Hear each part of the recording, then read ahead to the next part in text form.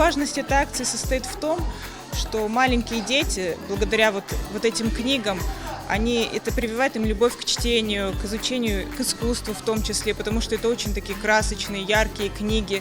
Там все очень крупными буквами, рельефными буквами, яркие большие картинки. Они раскладываются как вот такое театральное практически представление. Из них можно даже делать спектакли. Эта акция сегодня проходит во всех регионах присутствия компании «Русгидро», то есть по всей стране. И мы надеемся, что и в следующем году наша компания будет поддерживать эту акцию.